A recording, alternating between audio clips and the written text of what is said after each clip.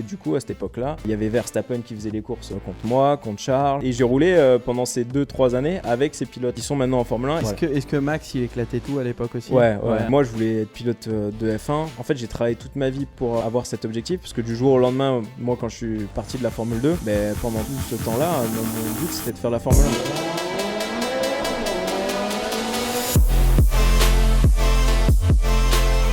1. Si on parlait de sous-marin.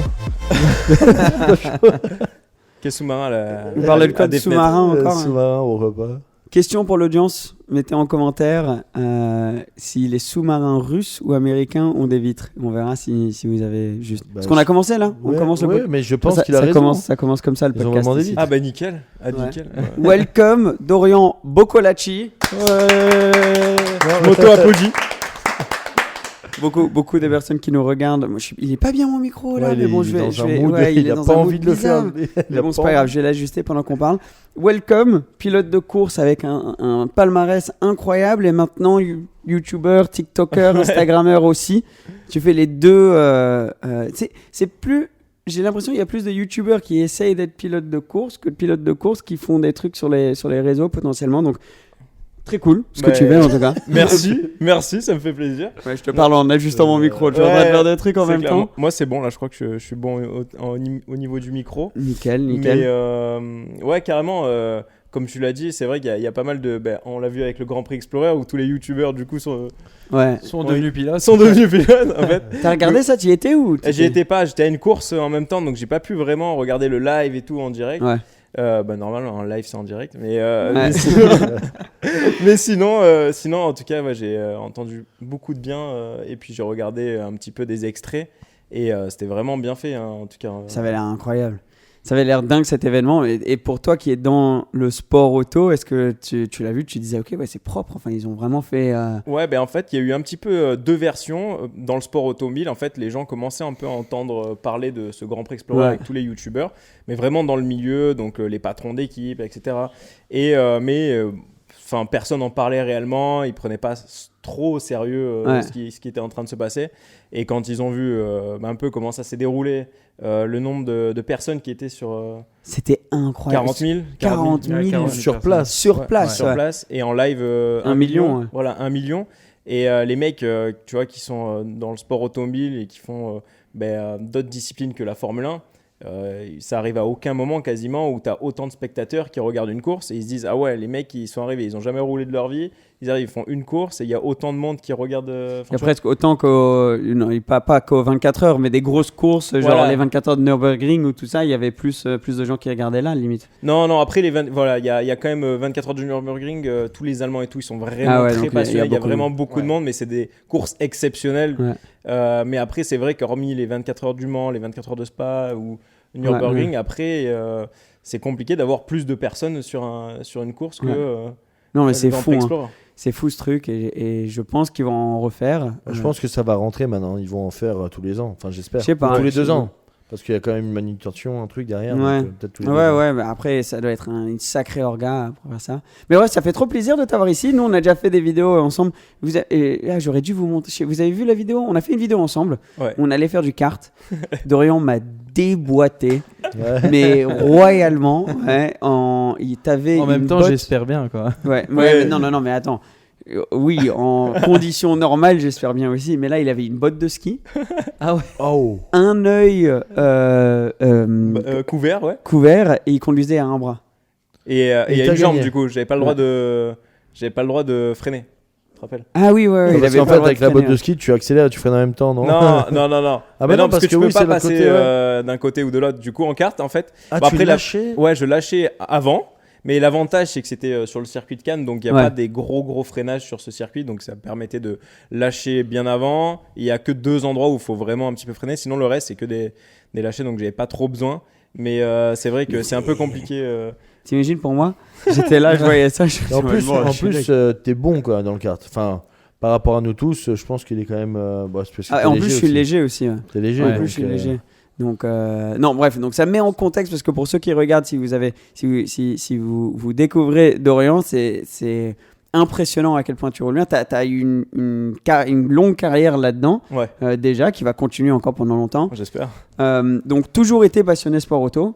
toujours. T'as fait beaucoup de catégories. Ouais, j'ai fait du karting au début, comme beaucoup de pilotes de F1 actuels.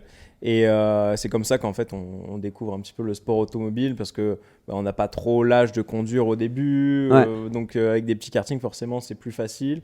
Et puis après c'est venu comme ça petit à petit, ça m'a plu de plus en plus et après jusqu'au jour où je me suis dit je veux faire ça. Enfin voilà, je me sens bien. Tu te rappelles de ça? À quel moment tu t'es dit ok, j'ai vraiment envie d'en faire ma vie, ma carrière quoi? Ouais, alors assez jeune je voulais faire ça parce que j'étais très sportif quand j'étais jeune, je fais beaucoup de sport, que ce soit de la boxe, du judo, de l'athlétisme, du tennis, du ski et du karting en compétition. Donc tout en compétition. J'adore en fait, je suis vraiment un passionné de compétition. C'est-à-dire dès que je fais un truc, super compétitif. Voilà, je suis ultra compétitif. Genre le but c'est de tout fracasser. Tu vois.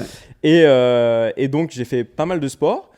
Et le karting, c'était le sport qui me plaisait le plus parce que j'aimais bien l'adrénaline, les départs. Ça changeait un peu des sports plus normaux, plus traditionnels.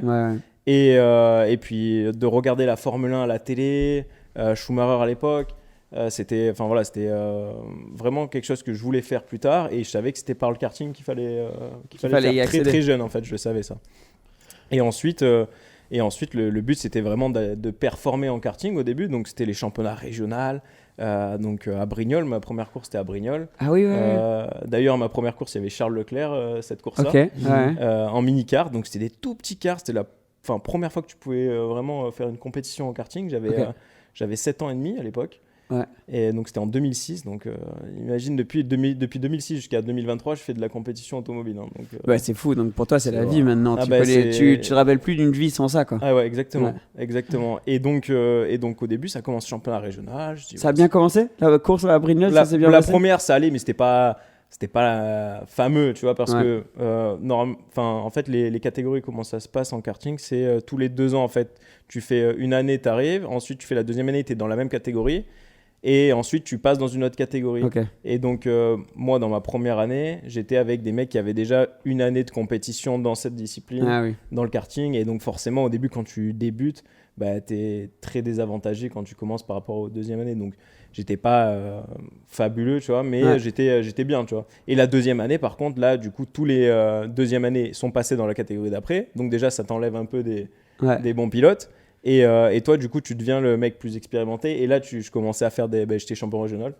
Du coup, c'est pas mal. Voilà, j'ai gagné quoi. Cette année-là. Et du coup, je me battais déjà dans le top 5 en championnat de France. Donc après, les meilleurs de chaque région. Et à partir de ce moment-là, je me suis dit, c'est pas trop mal, tu vois, ça commence bien. Et ensuite, c'est parti avec des très bons résultats et qui m'ont donné envie de continuer, etc. Mais le karting, il n'y avait pas quelqu'un de ta famille qui était dans l'automobile ou autre? Parce que c'est vrai que moi, le karting, je l'ai toujours vu comme un loisir. Tu pars entre copains faire un karting. Mais j'ai jamais dit, je vais faire ce sport-là, dans ma tête. En fait, moi, comment ça s'est passé? Mon père, il n'était pas passionné forcément par le sport automobile. Mais il avait décidé à une trentaine d'années, quand il avait gagné un petit peu bien sa vie, de faire de la compétition de karting, mais de la moto aussi, quelques courses en rallye, quelques rallyes. La mécanique, mécanique. Ouais, parce que forcément, quand tu es jeune, lui, il n'avait pas trop de moyens quand il était jeune, il n'avait pas de moyens quand il était jeune. Et donc, tous ces sports-là qui coûtent un minimum d'argent, forcément, il ne pouvait pas en faire. Donc, il a voulu tester ça plus tard dans sa vie. Et forcément, en fait, moi, j'étais déjà né. Donc, je l'ai vu faire à 3-4 ans. Et il avait des amis aussi qui ont fait la même chose que lui au même moment, du karting. Et 2 potes à lui avaient aussi 2 fils qui avaient le même âge que moi à peu près. Et en fait, quand eux, ils ont arrêté de faire du karting, ils ont fait que 2 ans. Ensuite, ils ont dit, on essaye de mettre les minots quand on est petits. Et du coup, ils nous ont pris des tout petits kartings. On a commencé à en faire à l'âge de 3 ans et demi, 4 ans, au circuit de la Sarré. Donc la première fois que j'ai fait du karting. C'est où t'es allé, toi? T'en as fait? Ouais, à Gourdon, en haut. Et bon, ça, c'était la première fois que je faisais du karting sur une piste. Mais j'avais commencé avant. En fait, il m'avait pris un petit kart. Et j'ai un champ à côté de chez moi. Et il m'avait fait un mini-circuit dans un champ avec l'herbe et tout. Il m'avait mis une petite vis pour bloquer l'accélérateur pour pas que j'aille trop vite. Okay. Sauf que à force de faire des tours et les vibrations, etc., la vis, elle se dévissait. Donc j'allais de plus en plus vite, jusqu'à ce que je me suis pris un mur. Voilà, donc... Bon, en vrai, t'as découvert la réalité de la chose, parce que se prendre les murs et sortir de piste, ça fait partie du jeu, quoi. Exactement. Et donc après, il s'est dit, le carburateur plein d'herbe et tout, je dis, faudrait peut-être l'emmener sur une piste traditionnelle, quoi. Et c'est parti comme ça. Et après, forcément, vu que j'adorais la compétition, mon but, c'était de commencer, j'aimais bien ce sport, de commencer la compétition. Oui, t'étais là pour gagner, quoi. Tu voulais moi j'aime bien, puis c'est une mentalité que j'ai toujours eue, tous les sports que j'ai fait, compétition, parce que je trouve que c'est bien de se comparer, de progresser, de voir ton niveau, et puis ça te donne des objectifs. C'est sûr. Et ça passe comment? Donc t'as les deux catégories de cartes, puis tu montes, donc tu passes à travers les catégories de cartes, et après à un moment il y a un gros saut vers toi, c'était des monoplaces ou monoplaces, c'est ça. En fait, au début, donc tu as les championnats régionaux, nationaux en karting. Donc ça, c'est jusqu'en cadet. Donc tu fais mini-kart, minime, cadet. Peut-être maintenant, vu que le temps a passé, peut-être ça change un peu. Ça change de nom, quoi. Mais en tout cas, tu as le cadet. Moi, j'étais champion de France en cadet, donc la dernière étape. Et ensuite, après, tu passes dans les courses internationales. Et dans les courses internationales, donc moi c'était en 2011, et là, à cette époque-là, en 2011, j'ai roulé contre les meilleurs un peu du monde entier. Tu vois, tu avais surtout des Européens, parce que c'est très européen. Et le karting à haut niveau, c'est très Italie. Il y a beaucoup de circuits en Italie, beaucoup de courses, beaucoup d'écuries de karting en Italie. Et donc il y avait même des Brésiliens qui venaient en Europe faire les courses, des Chinois, c'est vraiment les meilleurs un peu de chaque nation. Et du coup à cette époque-là, il y avait Verstappen qui faisait les courses contre moi, contre Charles, contre Esteban Ocon, contre Lance Stroll. Et j'ai roulé pendant ces 2-3 années avec ces pilotes-là qui sont maintenant en Formule 1. Et en fait c'est vraiment le vivier où il y a les meilleurs pilotes, et encore actuellement c'est là où sortent tous les futurs pilotes. Est-ce que Max il éclatait tout à l'époque aussi? Ouais, c'est ce que j'ai entendu dire. Moi en fait pareil que en mini-kart, moi en fait j'ai 1 an de moins que Max, donc quand moi j'ai fait du cadet, que j'étais champion de France, je savais que j'allais faire du junior, ça s'appelait du junior à l'international. Et Max lui était déjà dans cette discipline au moment où moi j'étais cadet. Et déjà, il faisait des très très beaux résultats dès sa première année à l'international. Un peu comme dans toute sa carrière, où dès qu'il arrivait même en Formule 1, il a impressionné. Et c'était la même chose déjà petit en karting. Et donc, il était vraiment, vraiment exceptionnel. Et est-ce qu'il y en avait... Max se démarquait beaucoup, il y en avait d'autres aussi qui se démarquaient beaucoup. Forcément, maintenant, moi quand j'étais dans les courses internationales, Esteban, Charles Leclerc, Verstappen, tous ces mecs-là ont toujours bien performé, très bien performé. Et ils ont tous soit des championnats, gagné des championnats à l'international, et en fait c'est pas du hasard. Les mecs ils étaient déjà bons jeunes, tu vois. Et c'est, disons, un mec qui est en karting, qui faisait de l'international et qui était pas forcément bon, généralement ça donne pas grand chose ensuite en monoplace. Alors que généralement vraiment les mecs qui sortent, qui vont en F1, quoi, il fallait qu'ils se montrent là-bas. Et ça devait être fun parce que vous êtes jeune, vous voyagez de partout un peu, tu devais croiser le même groupe de personnes de tout le temps. Tout le temps. Donc tu étais avec eux pour l'incident de It was just an incident. J'étais là. Ah, t'étais là? Ouais, j'étais là.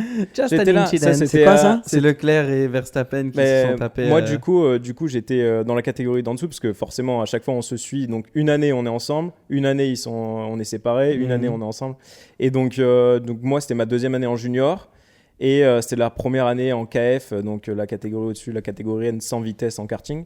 Et il y avait Verstappen et Leclerc dans la même catégorie. Course, Et moi, dans ma 2e année de junior, en fait, j'étais dans la même équipe que Verstappen. Donc j'ai vécu le truc dans l'équipe avec Verstappen, sauf que lui, il était en KF et moi en junior. Et je me rappelle que je crois qu'il s'était passé, c'était au circuit du Val d'Argenton en karting. Je pense bien, Et je sais que à la fin pendant la course, je crois que Verstappen ou Leclerc, je sais pas, ils se fight entre eux.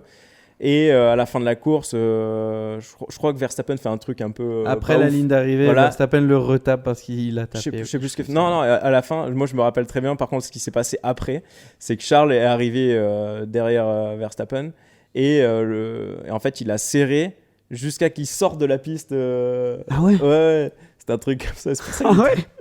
Ah ouais, pas mal. Il y avait aucune. Mais du coup, voilà, en tout cas, ça a montré aussi le caractère de Charles de pas se laisser faire, même Ouais. sur la piste ou sur. Et vous aviez quel âge à cette époque-là? Là, on avait. Moi, j'avais 13, ils avaient. Mec, à non, ou 13 peut-être 12. ans. Non, attends, quel âge j'avais 13, 14. Ouais, ils avaient peut-être 15 ans. Dans la vidéo, ils en font 8 quoi. Ouais, 14, 15 ans. Ils sont tout petits Et quoi. c'est ça qui est fou, c'est que le sport automobile, enfin, je pense dans n'importe quel sport, quand t'es vraiment, t'as envie, t'es vraiment à fond, tu fais des trucs Ouais. d'adultes Ouais. entre guillemets, Ouais. parce que C'est clair. Ouais, tu veux pas te laisser faire. tu Ah, te mais laisses là, pas faire, tu fonces, alors qu'à 14 ans, quand il y a quelqu'un qui t'engueule, tu dis ok, je suis t'engueuler, désolé, quoi, tu vois. Non, mais c'est clair. Puis après, forcément, on a tous à ce niveau-là, on sait que parmi nous, potentiellement, il y a des mecs qui vont aller en F1 plus tard. Tu vois, Vous le savez déjà. Enfin, on sait pas qui, tu vois, mais on sait que voilà, potentiellement, et pour tout le monde, déjà, l'objectif c'est d'aller en F1. Tu vois. Ouais, bien sûr. Et ensuite, on est peut-être 100 pilotes dans la même catégorie et tu es obligé de te faire respecter. Sinon, si tu te laisses faire ou quoi sur une course, tu peux te faire, tu vois, genre sur les dépassements, les trucs, s'ils savent que t'es fébrile ou quoi, du coup ils sont t'enlèvent plus, direct. ils sont Ils plus passent aptes à facilement. te dépasser, ils ont plus confiance, tu te fais moins respecter, tu vois, alors que si t'es un peu plus dur et tout, et que tu te fais plus respecter d'entrée de jeu, même les courses sont plus simples au final. Moi, Ouais. j'ai cette impression un peu aujourd'hui, pour un peu ajouter à ça. Aujourd'hui, en course, tu regardes les Verstappen, Checo, les petites rivalités comme ça qui n'en sont pas. Les gars, c'est des coéquipiers. Mais par exemple, deuxième course de cette saison, Max, au dernier tour en Arabie Saoudite, prend le meilleur temps parce qu'il veut juste pas. Enfin, Checo avait le meilleur temps. C'était le plan de l'équipe de laisser à Checo au moins être en tête du championnat du monde pendant une semaine. Mais Max, avec sa Tu mentalité, veux pas se laisser faire. il veut pas se laisser faire et comme ça, il est allé, il a pas écouté les Ouais, gars, mais- il a tapé le meilleur tour. Et Non, donc mais il est c'est sûr. leader. Puis après, c'est important de couper l'herbe sous le pied des mecs, tu vois, et qui prennent pas trop la confiance. Parce que même dans tous les sports, la confiance, c'est ultra important. Tu vois. Si tu Ouais. arrives mentalement à prendre le dessus un petit peu sur le mec, après, c'est dur de renverser la tendance, tu vois.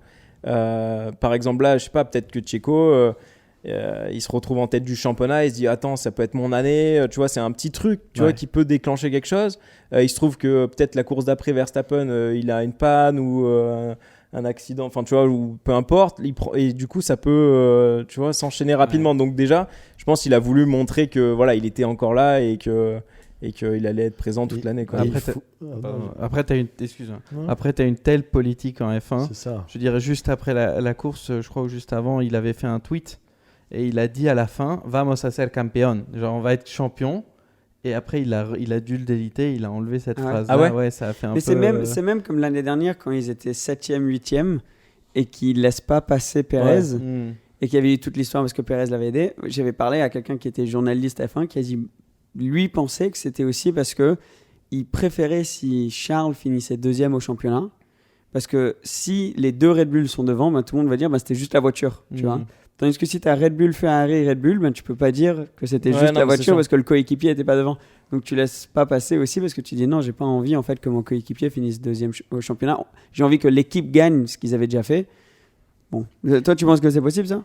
Ça peut être possible, sur certains pilotes. Après, chacun pense un peu différemment. Ouais, c'est voilà. sûr que peut-être Verstappen est un peu plus dans ce style-là, on va dire. Mais c'est vrai que après, je n'ai pas toute l'historique de ce qui s'est passé entre Perez et ce qui s'est dit, tu vois, entre eux avant et après. Mais c'est sûr que dans une situation comme ça où même tu vois, le championnat d'avant avec Hamilton où Perez se donne à bloc pour bloquer Oui, c'est ça aussi. Hamilton. Et au final, tu vois, le mec est champion déjà depuis 4 courses. Bon, Tu le laisses pas passer. Ouais. Enfin, tu vois, t'es censé être une équipe, un truc. Le mec, tu l'as, entre guillemets, défoncé toute l'année. Tu vois, genre, c'est pas une place de 6 ou 7e qui va changer forcément ta vie à toi. Ouais, exact. Tu vois, après, je sais pas, chacun pense un peu différemment. Ouais, peut-être qu'il y a mais- des trucs qui se sont mais- passés mais surtout- qu'on sait pas. Surtout que c'est un truc, tu vois, Pérez, dans le futur, on ne sait pas, peut-être l'année prochaine, les Ferrari ou les Mercedes vont redevenir bien. Il va peut-être avoir besoin de Pérez pour une course, pour être champion, parce que, je sais pas, Hamilton, il a une caisse de ouf, ou Leclerc. Et lui va s'en rappeler, il va dire, bah, tu sais quoi, vas-y, je vais pas l'aider. Tu vois. C'est peut-être pas long terme le truc le plus stratégique. Quoi. Bah, voilà, ça dépend, mais Mais c'est fou à quel point vous aviez déjà ça en karting. Et toi, tu te rappelles, est-ce qu'il y a une course ou un moment où vraiment tu t'es dit, ok, un très bon résultat où tu étais en mode, ok, c'est parti, j'ai vraiment, je peux et je veux en faire ça ma carrière. Une grosse victoire qui t'a marqué quand tu étais jeune, parce que tu as eu un trajet qui est quand même dingue. Là, tu fais des résultats, on va y arriver, mais qui sont fous. Mais est-ce que tu as une première course de karting, un gros résultat dont tu te rappelles, en mode tout a changé à ce moment-là? Ouais, ben moi c'était ma première année du coup dans l'international. En fait, donc ça a commencé, forcément ça coûtait cher le sport auto et surtout le karting à l'international. Et donc moi, mes parents, enfin surtout mon père, m'a dit voilà, on met 2 ans à fond entre guillemets. Si pendant ces 2 ans on n'a pas réussi à trouver un contrat, parce que Leclerc à l'époque était pris par Nicolas Todt, il avait signé un contrat avec Nicolas Todt très jeune en karting. Qui est le fils de Jean Todt, c'est ça? Qui est le fils de Jean Todt, exactement. Et d'ailleurs, il est toujours en contrat avec... Nicolas Todt, il est un peu partout en F1. Exactement. Et ensuite, il y avait Esteban Ocon qui, lui, avait signé un contrat chez Gravity Sport Management. Exact. Et du coup, qui après s'est transformé en Lotus Junior Programme, enfin le Lotus F1 Junior Programme, du coup, qui était le programme junior de Lotus à l'époque quand il était encore en F1. Et ensuite, c'est Renault qui ont repris. Gravity, c'est où était Romain Grosjean, exactement. Jorge Ambrosio, Bruno Senna, tous ces pilotes-là de l'époque. Ouais, du coup, et en fait, eux ils aidaient les pilotes, donc ils finançaient les saisons des pilotes pour les emmener en F1, quoi, en gros.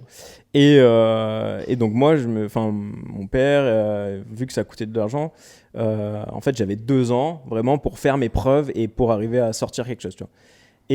Mais je préférais que ça soit 2 ans comme ça, on sait que c'est 2 ans, on le fait à fond, que faire 4-5 ans, mais dans de mauvaises conditions et jamais sortir quelque chose, tu vois. Et au final, au bout des 6-7 premiers mois où je suis en international junior, j'arrive à avoir un contact avec Gravity Sport Management et je fais des très bons résultats à ce moment-là parce que je suis un rookie, je suis un jeune, j'arrive et je me bats déjà aux avant-postes et je crois sur ma 2e ou 3e grande course internationale, je fais une pole position devant Verstappen, Russell, Leclerc, Esteban, et en karting, et c'était ma première saison. Tous ces pilotes étaient plus âgés que moi de 1 ou 2 ans, tu vois. Donc déjà ça, je me suis dit bon attends là c'est quand même un truc de... Donc à l'époque ils n'étaient pas pilotes de F1, tu vois, donc on pouvait pas vraiment tu peux pas savoir, mais tu savais qu'ils étaient bons, c'était déjà des très bons pilotes en karting. En étant plus jeune, j'avais vu les courses et tout avant, et donc je me suis dit voilà, c'est pas mal. Pour le position, il y avait 100 pilotes, c'était vraiment bien, et j'ai commencé à faire des trucs comme ça. Et là ensuite j'ai signé, après j'ai fait une double victoire en championnat de France du coup, et suite à ça j'ai signé un contrat avec Lotus. Et là, c'était un contrat donc avec Gravity Sport Management, mais du coup Lotus ensuite. Et là, c'était un contrat de 15 ans. 15 ans. Ouais, 15 ans, j'avais 13 ans. Et en gros, à partir de l'année d'après, ils finançaient les saisons. Et en fait, ils m'ont emmené jusqu'en Formule 3 où moi, je payais plus pour rouler. Ok, trop bien. Et donc, assez tôt quoi, dans ma carrière. Donc ça, c'est à partir de ce moment-là où je me suis dit, attends, là, je peux vraiment faire un truc. Parce qu'un contrat de 15 ans, enfin, ça marche comment? Et en fait, là, du coup, il ne s'est pas allé jusqu'au bout des 15 ans, parce qu'après, tu peux le couper si chacun ne respecte pas son truc. Et là, Lotus, entre guillemets, ont tout arrêté, donc ils ont dû arrêter le contrat, tout. Et donc après, moi, j'ai eu un peu plus de mal à retrouver autre chose après derrière.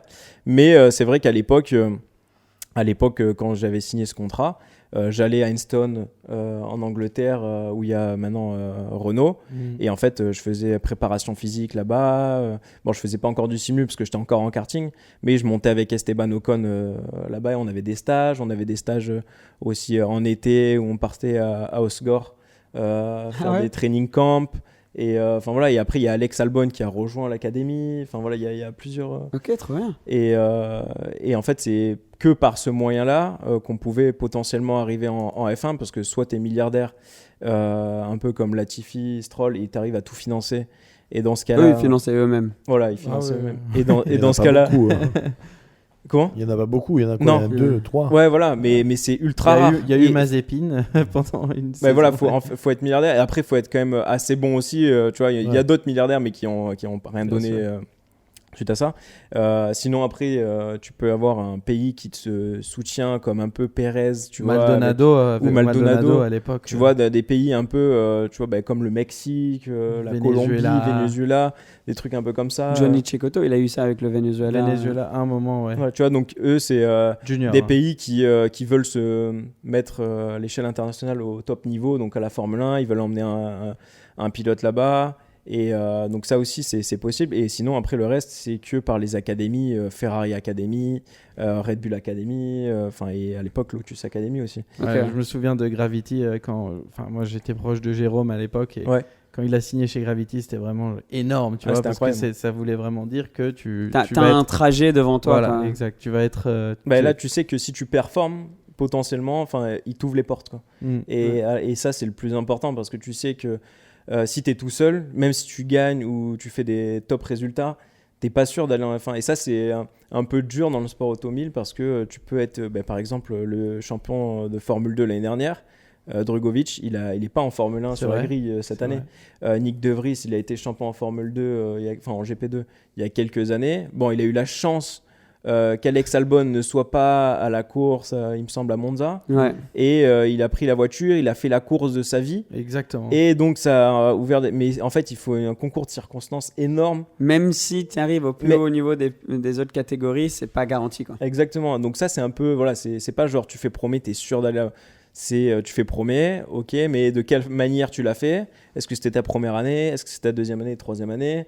Est-ce que y a des places qui se sont libérées ? Est-ce qu'il y a un Alonso qui reste et qui bloque la place ? Enfin, tu vois, genre, Est-ce que ton CV est arrivé sur la bonne table de la bonne personne au bon moment ? Exactement. Donc, tu as beaucoup de facteurs qui changent. Et puis après, si tu restes 2-3 ans sans avoir de baquet, forcément, tu as 2-3 autres mecs qui ont gagné la Formule 2 aussi. Donc, eux aussi, ils sont là. Donc, s'ils ont gagné peut-être sur une première année, c'est plus spectaculaire. Donc, ils vont peut-être, tu vois, genre, et tu peux louper ta place comme ça. Ouais, c'est chiant. Ouais, et le changement de kart et monoplace, c'est violent ou en général, ceux qui sont rapides en kart, c'est les mêmes qui vont être rapides ou ça commence déjà à filtrer un petit peu aussi ? Ça change quand même pas mal. Il y a beaucoup d'instinct en karting. En fait, t'es pas là en train de préparer, faire des tours de... Enfin, tu fais des tours de piste, mais t'es pas là en train de regarder toutes les références, que ça soit les panneaux 100, 150 mètres, les débuts du vibreur et tout, parce que ça va moins vite. Quand tu arrives en monoplace, t'as beaucoup de... Enfin, déjà, c'est beaucoup plus grand, ça va plus vite. T'es attaché dans la voiture, tu vois quasiment pas... Enfin, tu vois, en monoplace, tu vois que le haut des pneus. Donc, au début... quand tu es en karting, tu vois quasiment tout le karting. Et là, d'un coup, tu te retrouves, tu vois, t'es attaché, tu vois à peine le haut des pneus. Et c'est une autre bête quand même. Ouais, c'est une autre bête, c'est complètement différent. Et c'est moins, tu conduis moins l'instinct, c'est beaucoup plus de préparation. Tu dois savoir où est-ce que tu freines, à quel endroit, si tu prends tel ou tel vibreur. Tu dois savoir si ça passe à telle ou telle vitesse. Parce que nous, en karting, tu avais deux catégories en karting. Tu avais le KF qui était la catégorie Rennes sans vitesse et tu avais le KZ 125 qui est la catégorie Rennes avec vitesse. Donc déjà quand tu savais un peu passer les vitesses, ça t'aidait un petit peu aussi pour la monoplace ensuite. Mais c'est vrai que ça change quand même beaucoup. Même la bête, ça pèse beaucoup plus lourd qu'un karting. Tu vois, ça pèse peut-être 550 kg. Un karting, c'est 120 kg, tu vois, 120 kg. Donc ça change quand même beaucoup et il y a un temps d'adaptation. C'est le plus gros temps d'adaptation que tu as dans ta carrière. Tu subis, ouais, parce qu'après quand tu passes F4, F3, F2... Et même quand tu passes de F2 à GT ensuite, ce que j'ai fait moi, tu as moins d'adaptation que vraiment du karting à la monoplace. En plus, tu es jeune en monoplace. Enfin, quand tu passes en monoplace, moi j'avais 15 ans, tu vois. Donc t'as jamais roulé une voiture de ta vie. Ouais. Tu vas et tu roules à 200, à plus de 200, 210, 220 en Formule 4. Ouais, ça c'est chaud hein, quand même. Et il y a une grosse différence entre la F3 et F2 et F2 et F1. Alors il y a moins d'écart entre une F3 et une F2 qu'une F1. Et une F1, enfin vraiment l'écart entre une F2 et une F1, c'est vraiment c'est vrai qu'on se rend pas compte. Il y a des vidéos, regarde sur YouTube, tu as Latifi qui fait un tour en F2 puis en F1 du même circuit. Et les gars, ils sont, je sais pas, par tour, ils sont faciles à 5-10 secondes. Ah, même plus. Même plus. Ouais, non, je pense que c'est pas loin de 15 secondes sur certains circuits. La différence est majeure. Dans et par contre, il n'y a pas de direction assistée en F2. Tandis qu'il y a en F1, donc c'est beaucoup plus physique. Alors, non c'est très. Enfin, moi, la voiture qui était le plus physique, c'est vraiment une F2.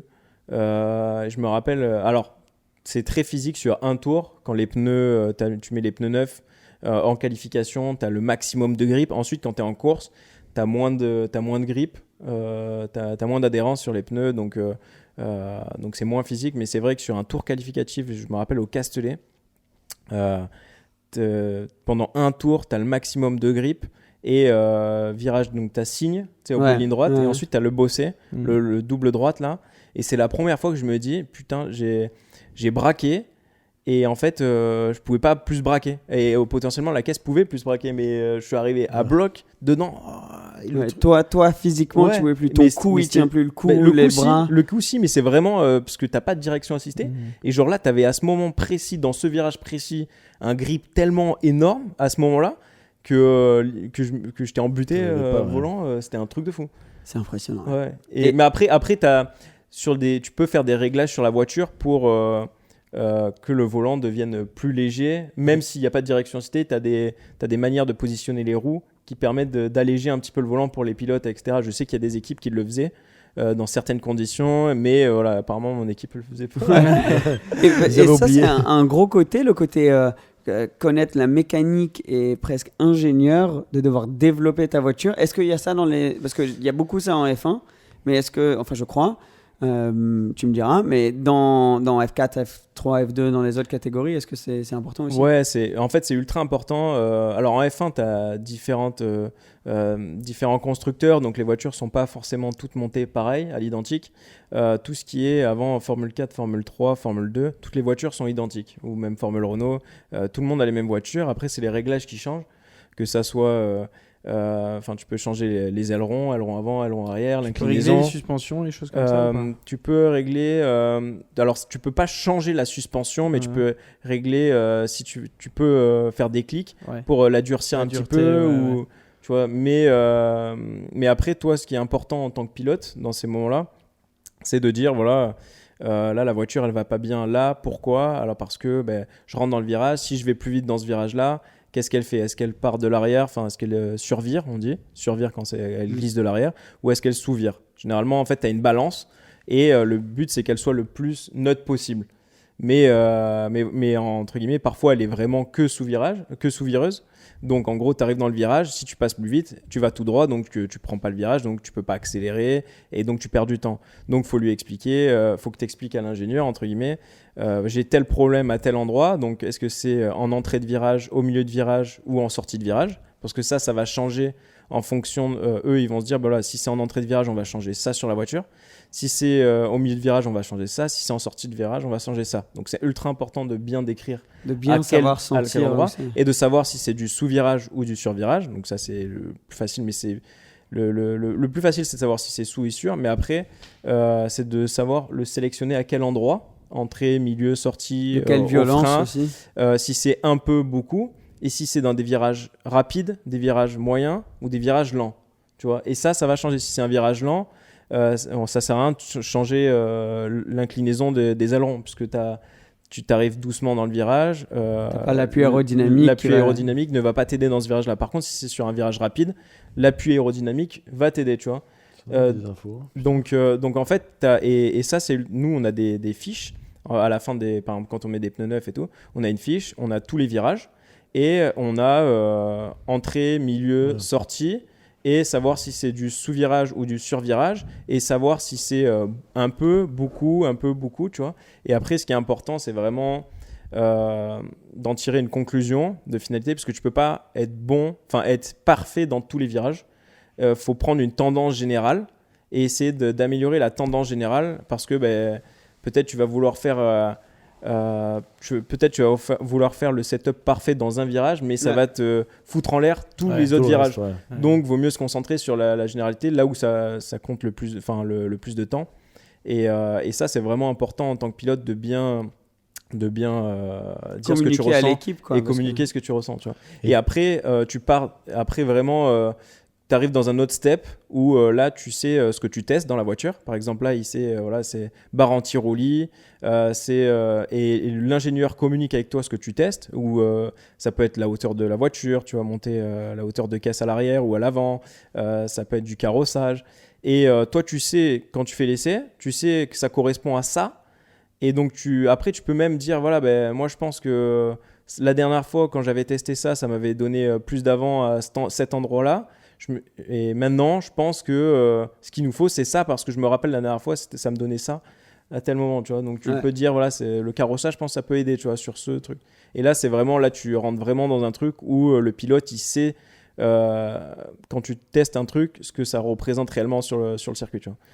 Et l'année dernière, avec Mercedes, quand ça allait vraiment pas, avec les histoires de quand ils allaient trop vite ou passer vite, comment tu vis ça en fait? Tu dois te dire mince, je fais tout ce qu'il faut mais je peux pas avoir d'infos, ça doit être ultra dur en réalité, non? J'ai pas de quoi de par rapport à la Mercedes elle sautait le porpoising, et ça c'est hors contrôle du pilote, quoi. Alors ça là en fait rien faire là il peut dire juste j'ai un problème, ça saute dans la ligne droite, c'est horrible, j'ai mal au cul, en gros démerdez-vous, faut que ça s'arrête, tu vois. Mais en gros s'ils ont conçu la caisse d'une telle manière, ça c'est pas au réglage que tu sais. En fait normalement les voitures en fait pourquoi ça a sauté, parce que la voiture était très basse, et du coup en fait ça venait faire un effet de sol, et du coup ça venait toucher le sol, et du coup après ça remontait et ça revenait retoucher le sol et ça remontait, comme un aimant que t'enlèves, exactement, en fait. Et du coup ça arrêtait pas de faire comme ça, tu vois. Et donc forcément les pilotes, dès que tu vas vite, en fait la caisse descend, et après ça saute. Ça doit être tellement désagréable pour eux. Et en fait fallait trouver alors il y a des voitures, c'était moins gênant, mais d'autres voitures en fait t'étais obligé de relever la voiture. Mais quand tu relèves la voiture, t'as moins le centre de gravité qui est bas, et donc la voiture est moins performante. Donc c'était essayer de trouver un compromis entre le pilote, que ça soit pas trop gênant pour le pilote, mais qui est tout de même de la performance, tu vois. Mais bon, ça c'est vraiment technique en fait. Ouais. Et toi, comment se sont passées tes saisons en catégorie junior, on appelle ça? Ouais. Donc t'es passé quoi? T'es passé en F4, en F3? C'est ça. En fait, moi j'ai fait Formule 4. Ensuite, j'ai fait de la Formule 3. Donc à l'époque, c'était pas la même Formule 3 que maintenant. C'était une Formule 3 Euro Series. Maintenant, ils ont. Aux cerises. J'ai compris au début, je me suis dit. Euro Series, ça s'appelait, c'était un championnat d'Europe Formule 3. Ouais. Et là, à l'époque, il y avait Russell, il y avait Leclerc, Giovinazzi, beaucoup de pilotes qui sont en F1 ou en Formule E, Formule électrique actuellement. Mais tous ces pilotes avaient beaucoup plus d'expérience que moi, parce que normalement, tu devais faire Formule 4 et ensuite, ce qui était logique, c'était de faire la Formule Renault.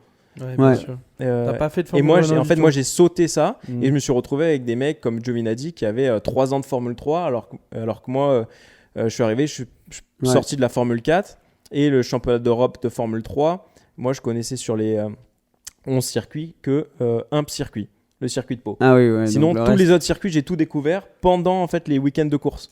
Donc je connaissais pas le circuit, j'allais au circuit. Il y avait moins de simulateurs aussi. Et en fait, c'était à l'époque où Gravity et Lotus, c'était leur dernière année en fait, et ensuite après ils ont tout arrêté parce que le programme s'est complètement détruit suite à ça. Enfin suite à après Lotus qui arrête. Voilà. Et donc forcément, c'était moins carré que les autres années.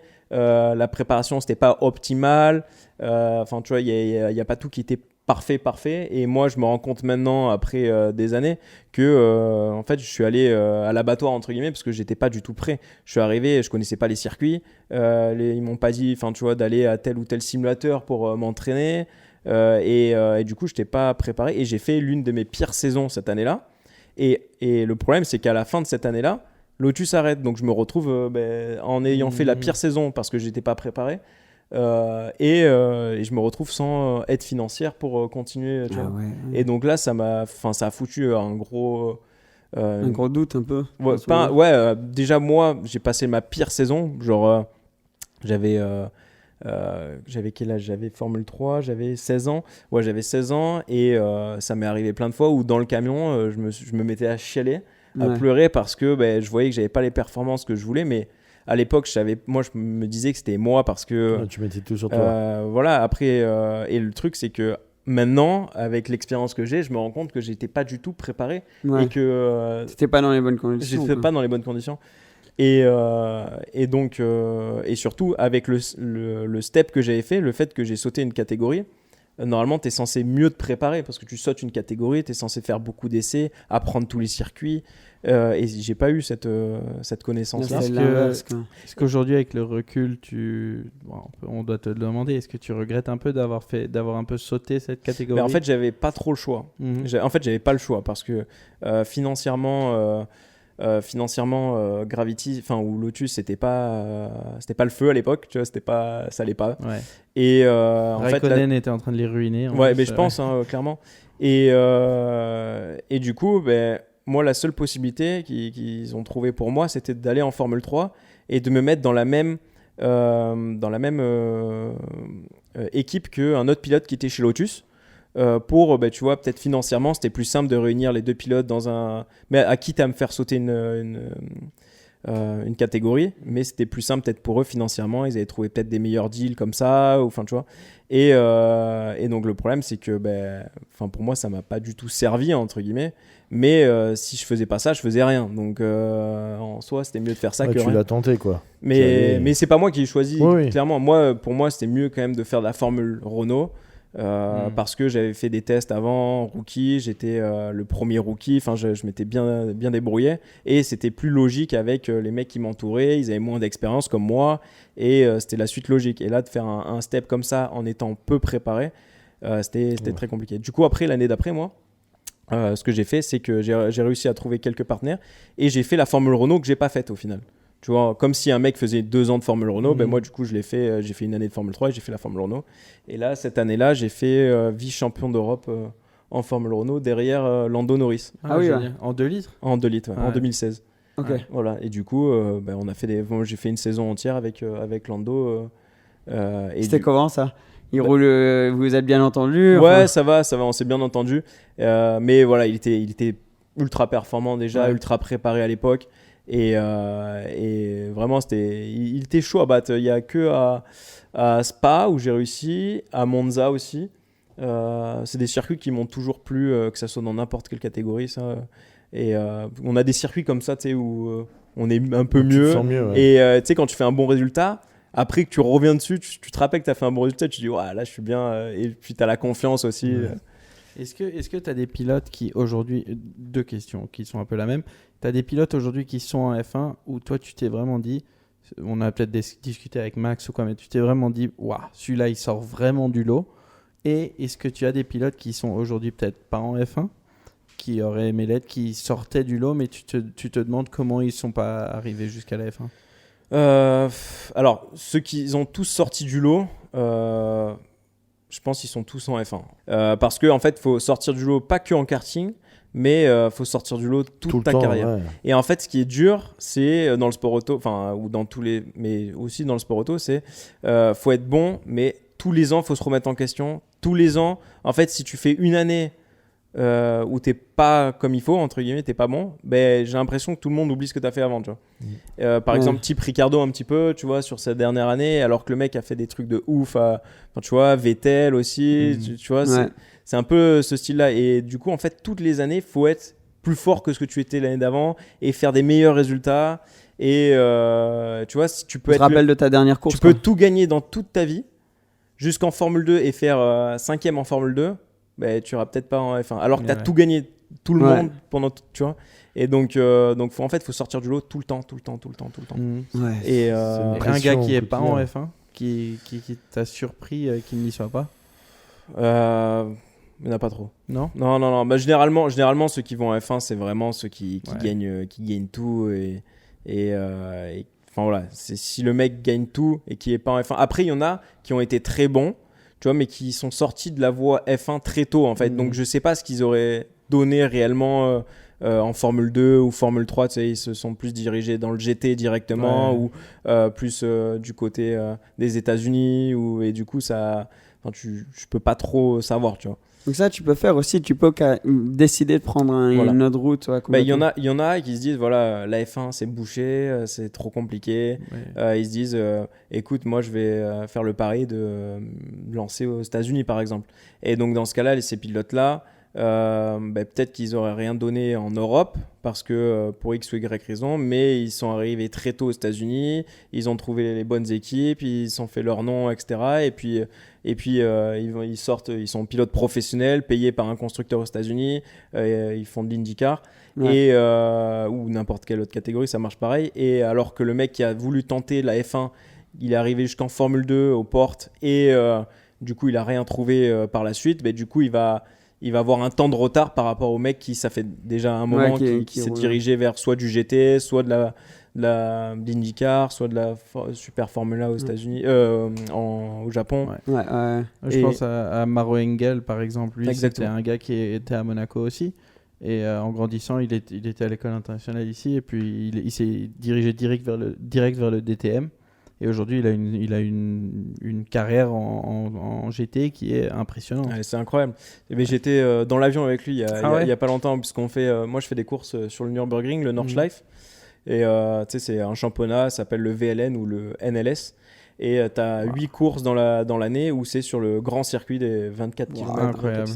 Et il y a plein de GT. Mais tu as des caisses qui vont à 150 km/h vitesse max, tu vois. Et t'en as, elles vont à 280 et tu doubles des mecs 100 bornes plus vite. Et sur le circuit le plus dangereux du monde. Plus dangereux du monde. Et donc, tu as des GT3. Donc, forcément, tu avais Maro.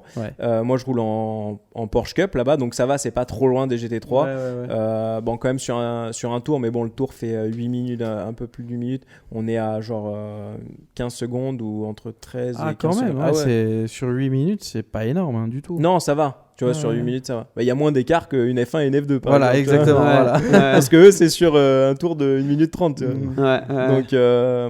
Donc voilà, il n'y a pas trop d'écart. Même en vitesse de pointe, on va plus vite. Par contre, c'est plus approprié pour les gros freinages et puis surtout pour les vitesses de passage. Et après, tu as d'autres voitures qui vont. Enfin, tu trouves de tout là-bas.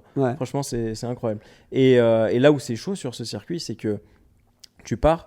En Porsche, donc t'as des caisses qui vont un peu plus vite que toi, donc les GT3 qui peuvent te dépasser, mais après tu remontes sur des voitures qui sont ultra lentes et tu sais pas au dernier moment si elles vont à gauche, à droite, mais le but c'est de les dépasser le plus vite possible sans perdre le temps, parce que le mec derrière toi il te fait la course, du coup si t'arrives et que t'es bloqué derrière, forcément le mec t'as galéré pendant 50 km, ça fait 2 tours, tu galères à lui mettre 2 secondes ou 3 secondes ou 4 secondes. Et là tu arrives sur le mec et il peut te faire perdre des 4 secondes en 4 secondes. Il n'y a pas de drapeau bleu là-bas. Non, alors en fait il y a pas de drapeau bleu. Peut-être qu'il y en a, mais c'est dur. En fait, c'est un drapeau bleu, mais en fait les mecs, eux, ça veut juste dire que tu as une voiture très rapide qui arrive derrière et que faut laisser comme eux, ils ont des voitures qui arrivent très rapides derrière tout le temps, quoi. En fait, ils voient drapeau bleu, à la fin ils regardent plus limite. Ils sont obligés de regarder parce que sinon franchement moi je l'ai fait une fois avec une caisse qui allait pas très très vite. Je fais les 24 heures du Nürburgring et tu passes ta vie à regarder dans le rétro à l'arrière, voir si les mecs ils arrivent pas, ils déboulent pas, parce que des fois tu as 3-4 GT3 qui arrivent à bloc, qui se font la course pour être en tête de la course, et toi t'arrives, t'es dans la voiture, t'avances pas là. Et tu les vois arriver, tu te dis là, si je me décale pas, ils vont me foudroyer. Et du coup, t'es obligé. Badant, et puis surtout, des fois, il vaut mieux perdre un petit peu de temps, les laisser tous passer rapidement, que te dire putain, à tout moment, ils vont se jeter à l'intérieur ici. Du coup, t'es pas concentré pendant 10 virages, 15 virages, alors que l'autre, ça t'a pris un virage et tu te remets direct au cul. Mais par contre, parfois, quand tu remontes sur des caisses qui, dans leur catégorie, sont premier, deuxième, troisième, Et ils sont tous ensemble et du coup ils veulent pas lâcher parce qu'ils se disent que et du coup tu te retrouves dans la course des autres alors que tu veux les dépasser et il y en a aucun qui veut lâcher. Ouais, et parfois t'as des moments où tu passes dans l'herbe, des moments où c'est ah ouais t'es obligé de les dépasser où tu peux quoi. Dans l'herbe carrément. Juste 2 roues parce qu'il faut toujours garder 2 roues dans l'herbe. Ça me fait penser un peu à Sebring là, de cette année, je sais pas si t'as vu, mais c'était la folie entre les protos et les GT. Mais c'est pareil. Sur la fin là, je veux dire, c'était ils sont partis d'une safety car ou quoi. Et les mecs, ils sont à 50 caisses, tous compacts, quoi. C'est impressionnant. Non, ça doit être de la folie. Et ce switch entre les monoplaces au GT, ça doit être quelque chose. Parce que toi, tu arrives jusqu'en F2. Voilà, je fais la Formule 2. Donc en fait, je suis arrivé en Formule 2, j'ai trouvé quelques petits partenaires, mais j'ai pas pu trouver pour une saison entière. Okay. Du coup, j'avais un partenaire en 2018, 2018 qui du coup m'a aidé pour faire la Formule 3. Du coup, j'ai fait le début de la Formule 3. Je gagne Grand Prix de France. Je fais la pole position, je gagne le Grand Prix de France. Et sauf qu'à la fin de la course, il manque genre 200 millilitres d'essence et il faut 1 litre. Ah ouais. Et c'est dans le règlement. Et donc, si t'as pas 1 litre, ils te mettent dernier, quoi. Enfin bref. Du coup, ils m'ont mis dernier. Du coup, le lendemain, je suis reparti dernier. Donc vu qu'il y avait que 8 manches, ça m'a fait perdre beaucoup trop de points au championnat. Au lieu d'être deuxième à 5 points, je me suis retrouvé 8e. Et donc on décide au cours de saison avec le partenaire de changer de catégorie, de passer directement en Formule 2 pour préparer la saison d'après. Donc je fais 4 courses en fin de saison en Formule 2, mais sans avoir testé une Formule 2 de ma vie. Hein. J'y vais direct. Je me dis, bon, c'est pas grave, même si, entre guillemets, je me fais défoncer au début, c'est pas grave parce que je prends de l'expérience pour l'année d'après. Le but, c'est d'enquiller l'année d'après. Et du coup, je fais 4 courses. Au final, ça se passe pas trop mal puisqu'il y a une course où je fais 7e alors que je venais à peine de débuter. Les mecs, ils avaient tous déjà fait soit 2-3 années, soit une année, déjà plus de la moitié de la saison. Donc, je m'en sors pas trop mal, honnêtement. Et là, l'année d'après, du coup, le partenaire, en fait, je pensais qu'il allait suivre. Au final, il s'arrête. Du coup, je me dis, bon, il faut que je me penche vers le GT. Au dernier moment, je trouvais un petit partenaire pour commencer la Formule 2. Parce qu'une écurie elle avait pas de pilote et donc je me dis vas-y feu, je vais voir, je veux continuer. Ouais. Et du coup j'avais signé et je me suis dit en courte saison peut-être j'arriverai à trouver un partenaire pour continuer la saison. Et donc je fais que 6 courses en Formule 2, donc la moitié de la saison. Et puis après les 6 courses, je trouve pas d'autres partenaires et je suis obligé d'arrêter. Mais j'ai pas pu faire d'essai avant. Enfin tu vois, genre c'est toujours en mode galère parce que il faut les partenaires pour faire toute la saison et j'arrivais pas à réunir tout ce qu'il fallait. C'est vraiment un concours de circonstances. Hein. C'est fou à quel point il faut avoir tout en place. Quoi. Ouais, non, c'est clair. On en était où Non, du coup, je disais. Désolé, ça coupe des fois, les gars. Propulsion Podcast, c'est très improvisé. Voilà, continuons. Du coup, je sais plus, mais j'étais, je crois, en Formule 2. Du coup, très compliqué de trouver le budget. En plus, vu que j'ai trouvé très très tard, j'ai pas pu faire les essais de pré-saison. Tu sais, on a toujours des essais de pré-saison. En fait, c'est les seuls essais que tu as en Formule 2. C'est tellement important. À la fin de l'année, tu en as 3. Enfin, je crois au total, tu en as 9. Et moi, je crois que j'en avais fait sur les 9. J'avais fait 4 journées, même pas la moitié. C'est là où tu règles la voiture. C'est là où tu règles la voiture. C'est là où tu commences à connaître parfaitement la voiture, où tu peux tenter des choses. Parce qu'après, une fois que tu arrives en week-end de course, tu as un essai, qualif d'entrée, et c'est la course. Mais l'essai, c'est pas longtemps. Et donc, j'ai pas pu faire tous ces essais. Ça m'a mis un peu en galère en début de saison. Après, j'arrive quand même à faire des bons résultats. Ici, à Monaco, j'avais fait 4e. Ah, t'as déjà bien tourné et tout ici ? Ouais, j'avais fait de la Formule Renault ici et j'ai fait la Formule 2 aussi. Ça doit être spécial ici, non ? C'est incroyable. Ah ouais, j'adore. Et c'est vraiment un circuit incroyable. Après, des circuits en ville, j'en ai fait quand même pas mal. J'ai fait Pau. Pau, j'avais fait en Formule 4, j'avais gagné à Pau. C'était la première fois que je fais un circuit en ville, j'avais gagné en Formule 4. Ensuite, j'ai fait Macao. Macao, c'est un truc de fou. En Formule 3. Ouais. Incroyable. En qualif, je me suis pris un mur. Ah merde. Ouais, j'étais trop chaud. En fait, Pau, c'est un circuit en ville, mais tu as quand même les trottoirs. Ouais. Tu vois, donc si tu sors un peu large, tu prends le trottoir, mais ça te pète pas la caisse. Ouais. Là, c'était Macao, c'était vraiment. Tu te prends le mur direct. La première fois que je faisais un truc où tu avais le rail direct. Et du coup, je suis arrivé 10 km trop vite dans le virage. Je me suis dit, c'est pneu neuf, il y a du grip et tout. C'est bon, c'est parti. Je me suis dit, là c'est bon. c'est pour moi. C'est pour moi le mur. C'était pas bon. Du coup, je suis parti très loin, 27e en course et je finis 11, donc ça va. Bien. Mais c'était quand même incroyable ce circuit. Je l'ai fait qu'une fois. Et ensuite, j'ai fait Monaco 4 fois. Je l'ai fait une fois en Formule Renault, une fois en Formule 2, du coup. Et ensuite, j'ai fait en Porsche 2 fois. Bah, nous, on a dû te voir quand on est allé voir et qu'on a vu les Porsche. Dorian, il roulait. Ouais. D'accord. On a vu cette année. J'ai fait, moi, les 2 fois que j'ai fait en Porsche, j'ai fait 2 podiums. La première année, j'ai fait 3e. Et la deuxième année, l'année dernière, j'ai fait 2e. Et donc là, cette année, c'est ma 3e année. Et voilà, bah, nickel, ouais. tu vas gagner. Ouais. Bah écoute, j'espère. Mais donc, du coup, ouais, tu fais donc la F2 et après, finalement. Et du coup, en courte saison, plus de budget, plus rien. Donc, je change. Et je décide de faire du GT. Donc, je commence à faire 2 courses en GT. Ensuite... Direct avec Porsche ou c'était... Non, là, c'était du GT3 en sprint. En blanc-pain. En blanc-pain. En blanc-pain à l'époque, ouais. Exactement. Avec une Audi R8. Ah, ok. Donc, je commence. Donc, là, au début, quand je change de monoplace, donc là, forcément, tu passes de karting, c'est tout léger. Monoplace, un peu plus lourd. Et après, GT, ça devient carrément plus lourd. Et ce qui m'a changé énormément, c'est vraiment le poids de la voiture.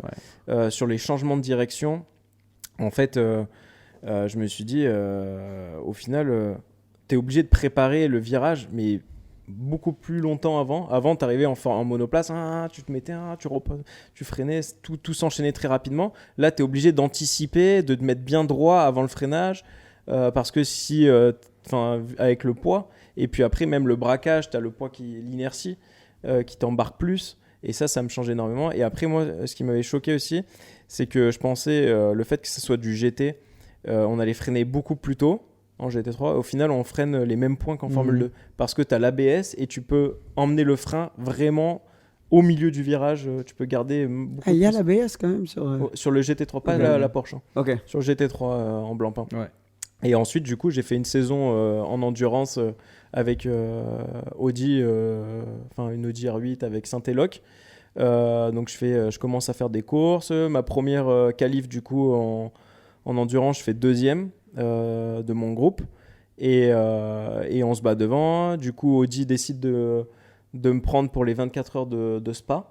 Donc, je signe avec eux pour une course dans la voiture officielle. Et on fait 2e Audi du coup et 6e au général. Pour ma première 24 heures, c'était ma première fois que je faisais une grande endurance. Rien à voir ou... Franchement, c'était ultra chaud. En plus, j'étais ultra excité. C'était ultra chaud pour moi en plus de ça parce que je jouais potentiellement une place chez Audi plus tard parce qu'ils me donnent la chance de rouler avec eux pour les 24 heures dans une voiture officielle. Tu sais qu'il y a n'importe quel moment, si tu fais une connerie, que ça soit tu crashes la voiture, tu rentres dans les stands un peu trop vite à un moment donné, tu te prends une pénalité, tu fais des track limits, tu te prends une autre pénalité. Tous ces trucs-là, en fait, les constructeurs, ils regardent parce qu'ils se disent que voilà, nous, on veut un pilote professionnel, on veut le pilote qui aille vite, mais d'un autre côté, on veut pas qu'il fasse des erreurs bêtes, stupides et qui reste concentré pendant toute l'endurance, tu vois. Ouais. Donc en fait ils te jugent sur la course, tu vois, ils te jugent, tu fais une course et ils te jugent. Et honnêtement, j'ai fait une course où je peux rien me reprocher, genre j'ai pas fait de track limit, j'ai roulé ultra bien. Sur les 24 heures, j'étais avec 2 pilotes du coup professionnels qui étaient payés par Audi, mais eux sur plusieurs années déjà, ça fait longtemps qu'ils sont chez Audi. Et sur les 24 heures, j'ai roulé 9 heures, donc c'est moi qui ai roulé le plus. Et je suis pas arrivé à dormir de la nuit parce que j'étais tellement excité. En fait, j'arrive, je prends la voiture. Première fois que je prends la voiture, on rentre dans le relais. Je fais même moitié du relais ou je sais pas. Le pneu, je crève un pneu. Du coup, je suis obligé de rentrer. On se retrouve avec plus d'un tour de retard. Et on était genre 30e, tu vois, sur 70. Et là, je me dis, c'est chaud déjà d'entrée de jeu. Je prends la caisse, on est déjà 30e et tout. Et là, au fur et à mesure, au milieu de la nuit, on arrive à revenir dans le tour du premier. Et là, il y a un safety car à ce moment-là. Et du coup, tout le monde se recolle, mais tous ceux qui sont dans le même tour, en fait. Donc, le but, en fait, c'est d'être dans le même tour que les premiers. Parce que s'il y a un safety car, hop là, tu recolles. Par contre, ceux qui ont déjà un tour de retard, ils sont dans un autre tour. Donc, ça compte moins. Entre guillemets, ils sont morts. Eux. Et nous, on arrive à revenir dans le même tour et on se retrouve à 3h30 de la fin. En tête de la course alors qu'on était Ah ouais. J'adore les histoires comme ça. En endurance, t'as vraiment des ascenseurs émotionnels. On se retrouve en tête de la course. Du coup, je récupère la caisse. Il se met à pleuvoir. Alors que moi, j'avais pas trop d'expérience en GT sous la pluie. C'était à Spa ? À Spa. Ah bah, à Spa, il pleut tout le temps. Ouais, il se met à pleuvoir. Non, mais pourtant, c'est en plein mois d'été. Enfin, tu vois, ouais, bien sûr. Et je me retrouve. Et du coup, safety car à ce moment-là. Safety car. Et je me retrouve en tête des 24 heures. Première fois de ma vie que je suis dans le truc. Je me retrouve. Il se met à pleuvoir, truc et tout. Et je me retrouve en tête. Et du coup, je commence à rouler. Je suis en tête et tout. Il y avait une autre Audi derrière, tu vois. Mais lui, c'était son deuxième relais. Et donc, je commence à faire 2 tours, relance safety car et tout. Et là, il y avait l'autre Audi. Donc, il était un peu plus vite que moi à ce moment-là. Puisqu'il avait fait un relais entier sous la pluie. Moi, je découvrais un petit peu. Mais je m'en sortais pas trop mal. Du coup, Audi me demande de le laisser passer quand même. Pour gagner des points, ouais. Et toi t'as dit j'entends pas non, franchement là je me suis dit vas-y, je me mets juste derrière lui. Et au final le mec il m'a pas lâché, du coup je suis resté derrière lui, donc nickel, parce que du coup j'ai vu ses points de repère, ses points de frein, ses trucs et tout, donc j'étais bien. Il y avait une Ferrari plus loin et après on rentre au stand à un moment donné, mais vu qu'on avait un relais demi d'écart, parce que nous on s'était arrêté un peu plus tôt. Parce que on avait crevé le pneu, donc on devait toujours s'arrêter pas mal de temps avant tout le monde, tu vois. Et donc à un moment donné on s'arrête parce qu'on avait une stratégie un peu décalée et tout. Enfin, ça a bugué, je crois. On ressort des stands, on était 5e. Il y a eu le safety car à un moment donné, du coup qui ont regroupé. Et donc une mauvaise configuration. Bon, au final on fait 6e. Mais pour toi bien, enfin ça t'a mais bien moi mis en avant. c'était ultra positif parce que j'ai fait une course vraiment top, tu vois, et ils m'ont fait rouler les 3 dernières heures de la course. Pour les pires, je pense. Le bon stint pour bien finir, quoi. En fait je suis arrivé, donc déjà j'ai pas dormi de la nuit, je suis pas arrivé parce que j'étais trop excité, et ensuite de ça ils me disent bon allez on te met dans la caisse 1 heure là, et tu fais 1 heure et après tu donnes au pilote pro là, tu donnes la voiture. Et je dis bon ok c'est bon, là j'arrive, je fais 1 heure, là j'arrive, je rentre, ils me disent avant de rentrer ils me disent ouais, tu te sens pour faire un deuxième relais? Je dis ouais, je savais que le deuxième relais c'était 1 heure en plus, tu vois. Je dis ouais c'est bon, je voulais pas faire le mec genre un peu genre je me suis fatigué chaud, ou quoi. Ouais, t'es là, tu dis ouais, là faut montrer que t'es un warrior, tu vas jusqu'au bout, tu dis. Mais bon, quand tu pars dans ta tête, tu pars pour 1 heure, tu gères pas la même tu vois. Genre tu sais que tu pars pour 1 heure, tu te donnes un peu plus, tu vois, Après, on te redit, en gros, faut refaire ce que tu viens de faire, ça doit être chaud. Ouais, là, tu dis, 1 heure en plus, là, mais en plus, c'est pas 1 heure tranquillou. C'est 1 heure, il pleut, t'as des safety cars, à un moment donné, t'as relance de safety car, donc t'as toutes les voitures, toutes les GT, tu roules derrière 7-8 mecs et tu vois pas ce qui se passe devant. C'est-à-dire que tu fais raidillon au rouge, là, tu montes, t'es dans la ligne droite, je vois pas, je suis à fond, je regarde, 240, 250, et je sais pas où je vais. Je vois une petite lumière rouge mais je vois pas où je vais et je vois que sur les côtés. Et tu regardes les points de frein, les trucs mais sur les côtés, ouais, sur les côtés. Je peux pas regarder. Et donc s'il y a un mec qui crache devant, tu peux même pas l'éviter. Tu vas à bloc. Et tu peux même pas relâcher parce que si tu relâches, le mec derrière toi, il va cracher dans toi, tu vois. Donc t'es obligé d'être à fond en fait. T'es obligé de rien. C'est terrifiant quand même. Hein. Ah non, je te promets, et puis surtout quand ça fait un moment que t'es en train de rouler et que t'as pas dormi de la nuit et tout, franchement mentalement c'est ultra chaud. Et du coup je roule et là à la fin du deuxième stint, avant la fin du deuxième stint, ils me disent on a vu avec les 2 autres pilotes ils se sentent pas de prendre la voiture maintenant, ils me disent qu'ils vont pas aller plus vite que toi parce qu'ils sont obligés de découvrir la piste, l'état de la piste et tout, toi tu la connais, t'es en train de rouler. Il me dit tu te sens de faire un 3e relais? Absolument, oui. Et là, oui, nickel, j'attendais que ça, ouais. et tu vas jusqu'au bout de la course. Je dis, ah ouais. Je dis, en fait, j'ai pris la caisse il y a 3 heures, il y a 2 heures. Et là, du coup, ils me redisent ça. Je dis, bah, moi, c'est bon, hein, c'est nickel. Sauf que j'étais pas trop nickel. Ouais. Et du coup, j'étais parti pour 1 heure. Je suis parti pour 3 heures au final. Et je fais le dernier relais. Et là, honnêtement, c'est une des premières fois où ça m'arrive. C'est je roule, mais c'est plus moi qui roule.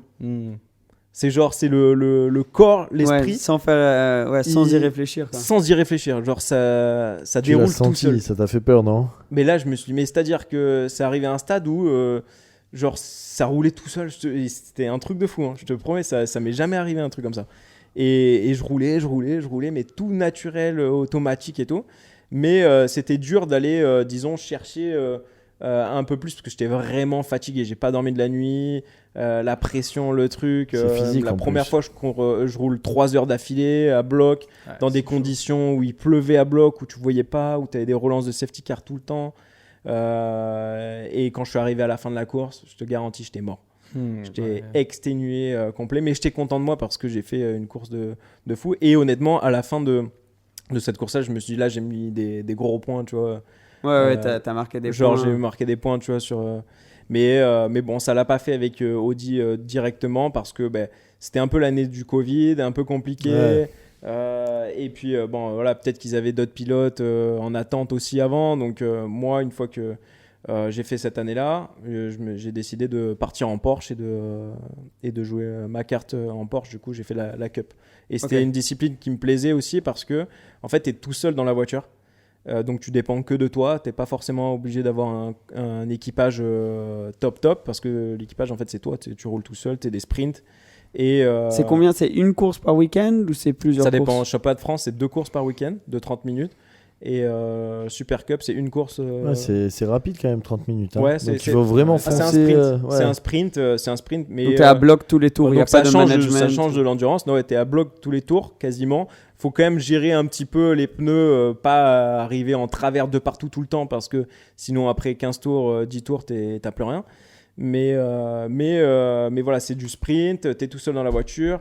Les courses en Porsche Super Cup, c'est en levée de rideau des courses de Formule 1. T'as la télé, Eurosport, Canal+, et je trouve que c'est une bonne discipline et t'as du très très gros niveau dans ces courses. Bah, c'est ça. Enfin, moi, ce que j'ai entendu, c'est que le niveau est très très très haut là-dedans, quoi. Est-ce que tu l'as vu toi direct en arrivant? Tu t'es dit oula, ok, ouais. Là, ça. Honnêtement, ouais, t'as du niveau. Mais après, un peu dans toutes les disciplines, mais c'est vrai qu'en Porsche Super Cup, là, t'as vraiment les meilleurs pilotes de l'Allemagne, les meilleurs pilotes de France. T'as des mecs, ça fait 5, 6, 7 ans qu'ils font la Porsche. Et donc, tu te trouves vraiment avec des spécialistes. Et toi, tu sors du GT3, enfin, Formule 2. Après, GT3, j'avais une expérience, mais pas incroyable. J'ai fait qu'une saison. Et après, tu passes en Cup où là, du coup, tu n'as pas d'ABS ni traction control. Donc, c'est-à-dire, tu freines, mais que tu as le volant un petit peu tordu. Tu bloques la roue, tu tires tout droit, tu loupes le virage, tu fais un bac à gravier, quoi, direct. Donc, ça pardonne pas les erreurs. Disons que c'est plus dur. Compliqué à conduire. Ouais. C'est plus dur d'aller vite en Porsche Super Cup qu'en GT3 pour moi. Parce que là, GT3, un pilote pas très expérimenté, tu lui dis ça freine à 100 mètres, tu t'appuies le plus fort que tu peux sur la pédale, le mec, il va pouvoir le faire. Tu vois. Alors qu'en Cup, tu peux pas lui dire ça freine à 100 mètres, tu appuies le plus fort que tu veux. Enfin, tu vois, il faut avoir une gestion. Si tu appuies trop fort, tu bloques les roues, tu tires tout droit, tu fais un bac à gravier direct. Et toi, tu devais avoir ça, des monoplaces, de la F2. Voilà, c'est ça. Oui, donc ça a dû t'aider. Mais en fait, j'avais un peu les GT et j'avais un peu le côté où. C'est ça. Et du coup, j'ai pu un peu réunir les deux, même si c'est quand même beaucoup plus facile de bloquer en Porsche que. Déjà, du fait que tu puisses pas voir, tu sais, dans la monoplace, tu vois les roues. Donc tu vois directement quand ça bloque, tu vois. Donc tu soulages un peu. Tu soulages direct, tu vois que ça fume direct. Alors que quand tu es dans la Cup. Faut sentir, non tu vois pas que tu bloques, mais par contre, tu as des lumières. Tu as des petites lumières. Mais au début, tu dis, tu as une lumière qui s'allume, mais tu te dis, c'est rien, tu vois. Tu le sens pas directement. Tu arrives, tu as la fumée qui rentre dans la voiture, tu as un truc, tu sens que ça décélère plus, tu dis, ah ouais, mais sauf que c'est trop tard, là. Tu loupes pas le virage de 5 mètres, là. Tu le loupes de 20 mètres. Ouais, mais ça doit être badant. Et depuis que tu es en Porsche, tu fais des super résultats. Enfin, ça se passe super bien. Ça se passe bien. Je fais 2 fois vice-champion de France en Cup. Et j'ai fait mon premier podium en Super Cup, c'était ici, du coup, quand j'avais fait 3e. Après, j'avais fait une fois à Monza, j'ai fait 2e en Super Cup. Et j'ai refait 2e ici à Monaco. Un peu moins des bons résultats en Super Cup parce que forcément, le niveau est très chaud. Mais cette année, je compte vraiment. C'est l'année, ouais. Exactement. Pour la gagne. Ouais, franchement, je me donne tous les moyens pour faire une très bonne saison. J'ai changé d'équipe. Là, je suis plus dans la même équipe. Avant, j'étais chez Almeras et maintenant, je suis chez CLRT. C'est l'équipe qui a fait championne de France juste devant moi au championnat et qui a fait aussi des très bons résultats en Super Cup, qui a gagné des courses l'année dernière. Parce qu'il y a plein de. explique-moi qui adore ça, qui adore voir les Porsche courir. Il y a plein de catégories. Donc, tu as Porsche, t'as France, puis tu as Europe, enfin, tu as les Porsche Cup, les Super Cup. Moi, j'ai toujours eu du mal à suivre exactement. J'ai l'impression. Ouais, en fait, Porsche a voulu créer une coupe Porsche et donc plusieurs championnats. Donc, tu as le championnat en France. Porsche Cup France. Après, tu as le championnat en Allemagne, mais tu as aussi le championnat en Angleterre, le championnat scandinave, donc les pays du Nord, championnat en Italie, tu as le championnat aux États-Unis, le championnat en Australie, le championnat en Asie ou en Chine, je crois. Ah oui, donc il y a beaucoup de Porsche Cup, quoi. Voilà, t'en as plusieurs. Et après, tu as un championnat qui est le championnat phare, la Super Cup. Et entre guillemets, tu as des pilotes qui peuvent venir de plusieurs championnats différents qui viennent faire ce championnat.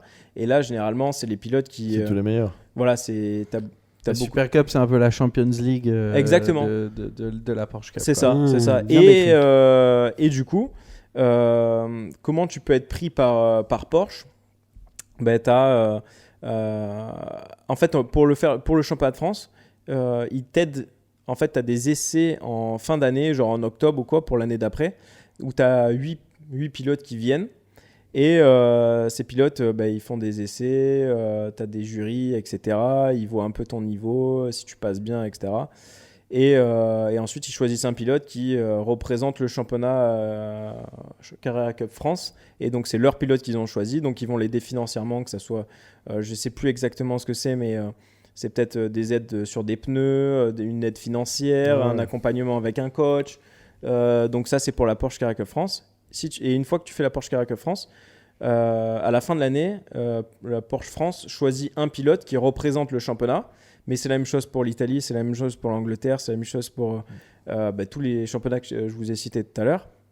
Et en fait, c'est 10 ou 11 pilotes se regroupent sur 3 jours d'essai dans un circuit qui te disent genre 15 jours à l'avance pour pas que tu ailles t'entraîner. Et tu as 2 jours d'essai et un jour où tu découvres un peu tout, mais tu as 2 jours d'essai où là, tout le monde a les mêmes voitures, même réglage, des pneus neufs à chaque séance.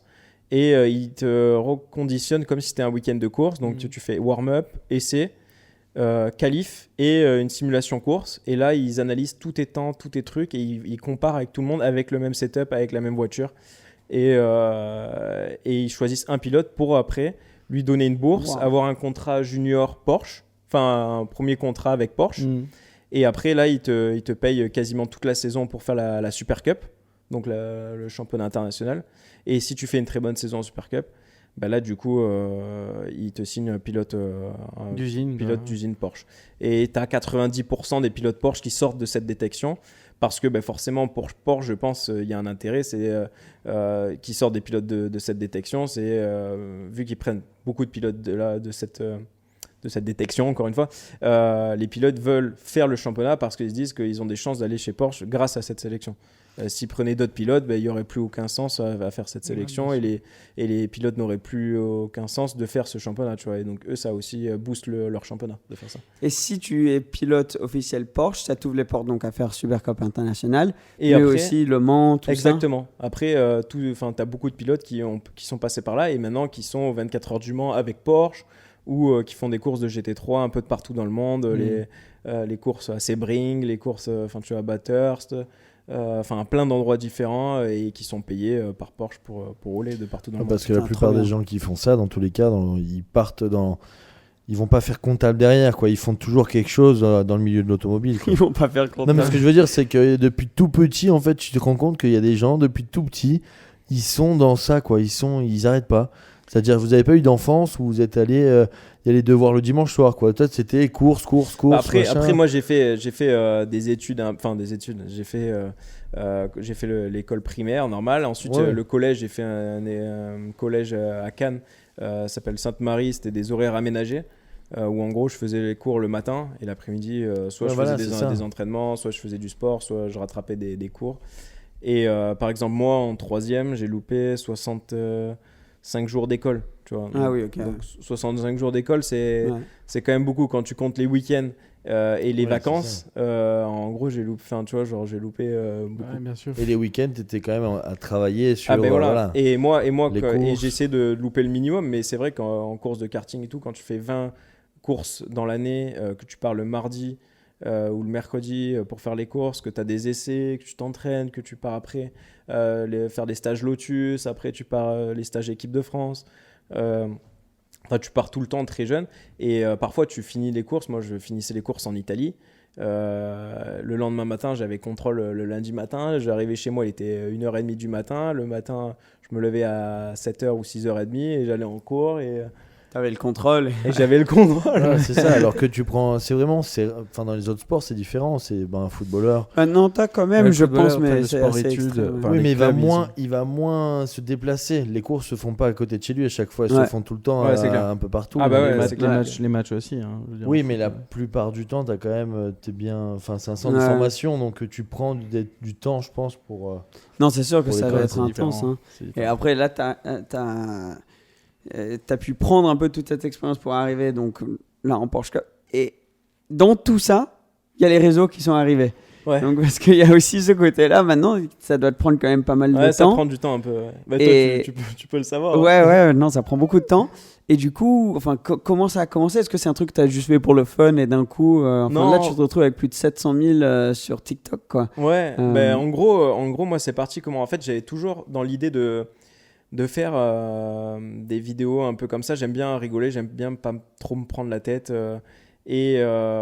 Sauf que quand tu es dans le sport automobile, ils aiment bien avoir le pilote de base, tu vois. Bien sûr. Genre le pilote, tu vois, bien, Carré, petite casquette. ouais. Tu vois, qui parle bien, qui dit des trucs qu'il en dit pas trop, mais qui se fait pas trop remarquer non plus. Alors en F1, ça peut aller encore parce qu'ils ont un gros truc marketing derrière, tu vois, et justement ils en jouent parce que Ils aiment bien que tu te démarques un peu en F1, ils aiment bien que mais tu dans te les autres démarques, mais catégories, pour arriver jusqu'en F1, et les mecs qui se démarquent, c'est les mecs qui sont sûrs qu'ils ont leur place, tu vois, en F1, mais les nouveaux généralement, enfin, ils essaient de pas trop, tu vois, parce qu'ils peuvent vite sauter, tu vois. Et forcément, moi, je me suis dit, bon, je vais essayer de mettre toutes les chances de mon côté. Enfin, tu vois, c'est pas trop bien vu. Enfin, pour moi, je pense, c'est pas trop bien vu au début. Tu sais, quand t'es pour aller en Formule 1, de faire des vidéos tout le temps, des trucs. Le mec, ils se disent, ouais, le mec, c'est un showman. Enfin, tu vois, genre, il est pas concentré à ce qu'il fait, tu vois. Et moi, je voulais montrer, une fois que je suis sorti du truc monoplace, je voulais, à travers les vidéos, montrer que je pouvais faire des vidéos en expliquant le sport automobile, des trucs un peu sympas où je me prends pas là forcément la tête à le faire, mais où j'apprends des choses, tu vois. Et en même temps être un pilote professionnel et quand je suis dans le taf, tu vois, je suis dans le taf, j'arrive à avoir les, tu vois, la balance des deux, quoi. la balance des deux. Et je me suis dit que tant que tu as les résultats qui y vont, tu vois, genre ils peuvent pas te dire tu vois, quelque chose. Et moi je me suis dit et puis je voulais emmener un truc un peu différent du pilote. Je voulais pas être juste un pilote de base qui roule, qui part faire les courses, qui rentre et tu vois, genre personne sait ce qu'il fait. Genre quand je suis passé en Porsche ou en GT, je me suis dit ok, la Formule 1 tout le monde connaît.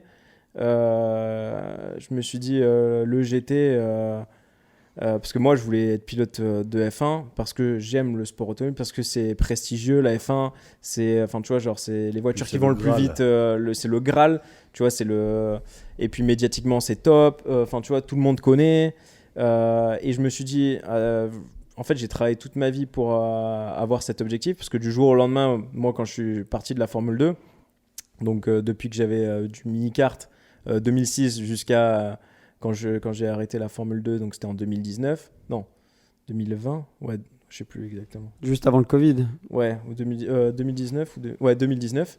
Ben, pendant tout ce temps-là, mon but, c'était de faire la Formule 1. Et du jour au lendemain, tu n'as plus le même objectif de vie, tu vois. Alors, et franchement, j'ai eu une période de 6-7 mois où c'était vraiment dur de changer d'objectif. Parce que dans ma tête, surtout. moi, c'était j'allais arriver en Formule 1. Enfin, pour moi, c'était je vais tout donner. Et même s'il y a 1%, même 0,01% de chance d'aller en Formule 1, pour moi, Tu vas à c'est, fond. tu vois, j'y vais à fond. Genre quand je faisais du sport, que j'allais, tu vois, je suis pas un grand fan d'aller faire du footing, mais je le faisais parce que dans ma tête, c'était, enfin, tu vois, Ouais, pour aller en F1. pour aller en F1, fallait être bien physiquement, et tout ce qui était dans ma vie était lié à ça, tu vois. Genre à la fin du footing, le dernier kilomètre, je te garantis, je le faisais à bloc, Ouais. mais genre à me tuer, à la limite en vomir. Et j'ai déjà vomi quelquefois parce que dans ma tête je me suis dit le mec qui va être en F1 c'est celui qui va rien lâcher jusqu'au bout, tu vois. Bien sûr.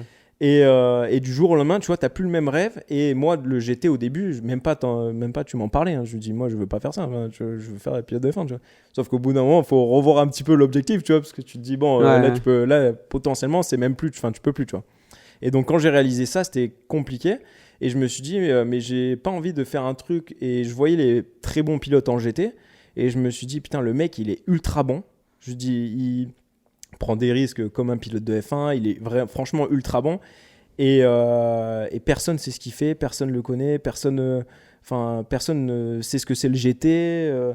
Il n'y a pas le respect derrière ça que ça vaut. Ouais, et je me dis, wow, tu vois, genre, c'est pas pareil quand même. Pourtant, une fois que tu es dedans, tu te rends compte que c'est quand même impressionnant. Mais ouais, c'est impressionnant. Dire, c'est et moi, je me dis, putain, c'est impressionnant en fait. Et je me suis dit, attends, j'ai fait tout ça. Je dis là comment faire, tu vois, et je me suis dit déjà j'ai envie d'apprendre aux gens un peu ce que je fais, tu vois, qu'ils sachent ce que je fais parce que je vais faire du GT mais médiatiquement la Porsche, enfin c'est un peu, tu vois, sur Canal+, mais si tu connais pas quelqu'un, tu t'y penches pas réellement à regarder la course, tu regardes la F1. Ouais. Et je me suis dit attends, moi quand je regarde un match de tennis, je me suis dit qu'est-ce que je fais, je regarde les matchs de tennis des 3 meilleurs mondiaux. Donc un peu c'est comme la F1, tu vois. Genre je regarde Federer, Nadal, Djokovic, tu vois. Ouais. Après je regarde quoi ? Je regarde les Français. Je regarde mon fils, Benoît Paire, tu vois, genre les Français parce qu'il y a un lien. Il est français, je suis français. Ouais, t'es fan, t'as envie de voir ça. Ensuite je regarde quoi ? Je regarde un Kyrgios. Parce que le mec fait des trucs de fou, il pète les raquettes, c'est un showman, il sort de l'ordinaire et en plus de ça il est bon, tu vois. Et ensuite, je regarde des potes à moi, même s'ils sont 200, 300e, 500e mondial, que je connais, je les regarde aussi parce que je les connais, les mecs, parce que ça me fait plaisir de les regarder, de les supporter. Et je me suis dit, à travers les vidéos, d'une part, je vais pouvoir apprendre aux gens ce que je fais. Donc c'est pour ça que j'ai sorti les trucs que j'ai pas compris, pour que les gens puissent connaître, que ça soit la Formule 1, mais tout ce qui se passe derrière, tu vois. En plus de ça, le fait que je parle, les gens vont pouvoir me connaître. Apprendre à te connaître. Apprendre à me connaître moi, apprendre à vouloir, à savoir ce que je fais, les courses, etc. Est-ce qu'il est bon, est-ce qu'il est pas bon, tu vois, à se renseigner, à regarder mes courses potentiellement. Et je me suis dit, il faut pas que les mecs, ils aient envie de forcément regarder la Porsche, mais il faut qu'ils aient envie de regarder ce que moi je fais sur telle ou telle discipline, peu importe la discipline que je fais, tu vois.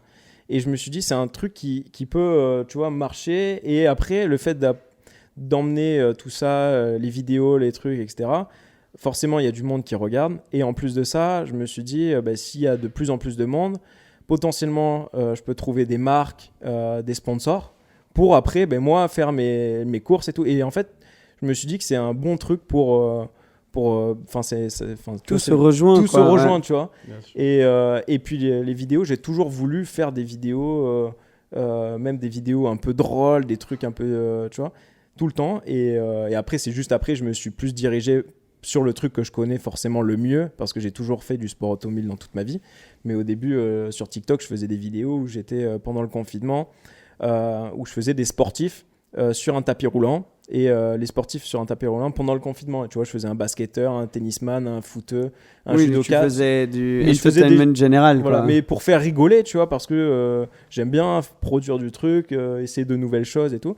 Et après, j'ai juste plus ciblé sur le sport automobile. Mais voilà, en fait, j'ai essayé de tout regrouper et je pense que c'est pas trop mal. Non, mais c'est sûr et ça marche super bien pour toi. Et est-ce que tu as vu du coup un changement dans le soutien que tu as maintenant dans la Porsche ou à travers des marques? Est-ce que ça a vraiment changé honnêtement, ça change. C'est clair, au début, quand ils me voyaient faire les vidéos et tout, tu vois un truc avec le j'ai pas compris, des trucs un peu chelous. Au début, ça surprend parce que des pilotes qui ont fait ça, il y a personne, tu vois. Faire un peu de ils ont dû un peu de chambrer, non? Un peu, honnêtement, un petit peu au début. Mais moi, dans ma tête, j'étais dans mon truc, je savais que ça allait, tu vois. Je savais que ça allait marcher. Et du coup, au début, tu sais, c'est un peu comme ça. Et puis après, maintenant, tu vois, le fait que ça prend la mayonnaise et tout, tu vois, maintenant, c'est plus respecté, tu vois. Genre, maintenant, c'est genre un truc. Et puis, ce que je voulais faire aussi, c'était pas faire juste du divertissement, parce que je me suis dit qu'il fallait quand même que les gens, même à la fin de la vidéo, même s'ils rigolent ou tu vois, qu'ils apprennent quelque chose. Ouais. Tu vois, je voulais pas faire un truc que le mec il se dit ok, j'ai passé un bon moment, mais le mec après tu te dis tu oublies le mec parce que au final il t'a rien appris dans ta vie, tu vois, il a servi à rien.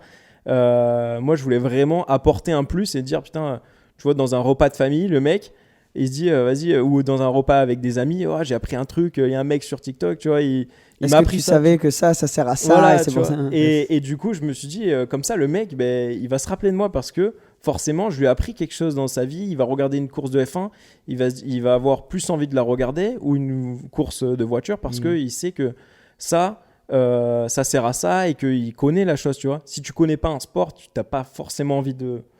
Et ça leur donne envie de te suivre, c'est comme ce que tu disais avant, surtout je pense les Français vont vouloir te suivre à cause du côté de la nationalité, mais ensuite maintenant tout le monde te connaît, enfin a l'impression de te connaître beaucoup, et donc il y a une raison de regarder les Porsche, de suivre. Une fois que tu commences à regarder un peu, tu rentres dedans, tu commences à voir il y a une rivalité avec ce pilote, ou il y a ci, ça, et après une fois que tu as commencé ça, c'est bon, ça c'est le plus dur, c'est de les faire venir et regarder le premier championnat, mais une fois que quelqu'un a regardé un championnat, ça va suivre sur les prochains. Non, c'est clair. Je pense que c'est super pour ta catégorie aussi. Mais même pour la Porsche, enfin tu vois, genre c'est au final la Porsche Cup et tout, je pense que je leur amène un petit peu de visibilité sur les 100%. Courses, parce que voilà, les mecs, j'ai commencé à expliquer un peu des choses sur la Porsche, et puis après je les ai emmenés forcément à regarder les courses, et forcément le mec maintenant il aime bien peut-être regarder les courses de Porsche, venir sur place ou quoi. Voilà, exactement. Et moi ça me fait plaisir quand j'arrive sur des circuits, parfois je fais des courses et les mecs ils me disent attends,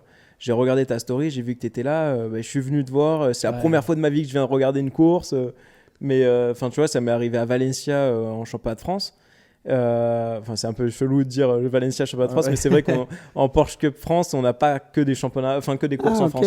On a aussi des courses un peu à l'étranger, tu vois. On en a 3 en France et 3 à l'étranger. Et là, donc l'année dernière, c'était à Valencia. Et le mec, il me dit je fais mes études ici, j'ai vu que tu étais à Valencia. Du coup j'étais chaud de venir, et tu vois le mec est venu, je lui ai montré la voiture et tout, et il me dit je suis trop content d'être venu, c'est la première fois, j'ai trop kiffé. Et donc moi ça me fait vraiment plaisir d'emmener des gens comme ça qui connaissaient pas du tout forcément le milieu, et du coup qui viennent là parce que du coup j'ai fait des vidéos et tout. Moi c'est ça que j'adore, c'est un peu cet esprit de partage que tu as. Donc tu veux faire un peu on va dire l'idiot pour rire, mais en même temps tu partages toujours quelque chose. Et comme on le disait, nous on discute un peu avant, on discutait du TikTok d'un mec qui parlait d'un sous-marin. Mais tu vois, mais c'est bête, mais c'est des trucs qui restent dans ta tête, et dont tu en parles après, et puis ça devient comme ça. Et tu sais. Mais plus important, je pense, ça c'est une question plutôt dont tu en parlais.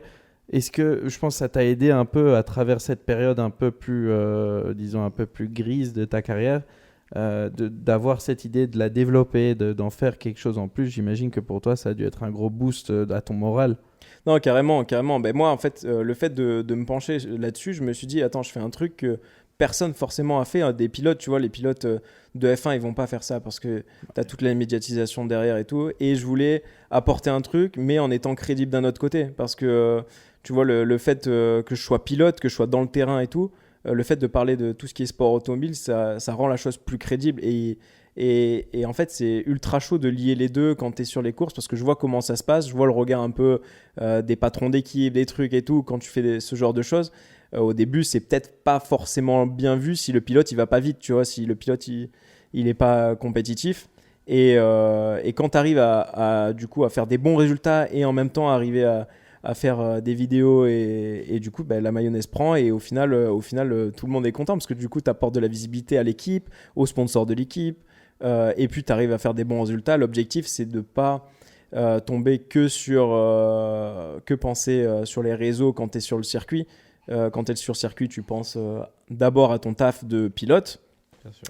Le but, c'est d'aller le plus vite possible avec le matériel que tu as et de faire les meilleurs résultats possibles. Et donc, quand tu as fini ce taf-là, après, j'arrive de temps en temps à trouver un petit moment pour faire les réseaux-là. Mais toutes les personnes qui ont travaillé avec moi, tu vois, ils ont une image de moi un peu plus genre le mec qui prend les vidéos un peu, enfin tu vois, genre il vient sur les courses mais peut-être il est pas ultra concentré, mais les mecs qui ont travaillé avec moi, ils se rendent compte qu'au final moi quand je suis là pour bosser tu bosses et le reste c'est secondaire, c'est fun, mais c'est t'as des pilotes où c'est devenu leur vie, hein. Je veux dire il y a, enfin, c'est un exemple, mais Tom Coronel, je sais pas si vous savez, il roulait en TCR aussi chez nous, hollandais, un hollandais, et lui il est présentateur télé en Hollande, donc tu vois c'est un peu son job, mais en course le gars est sur son téléphone 24/7. Genre, il n'a pas cet aspect.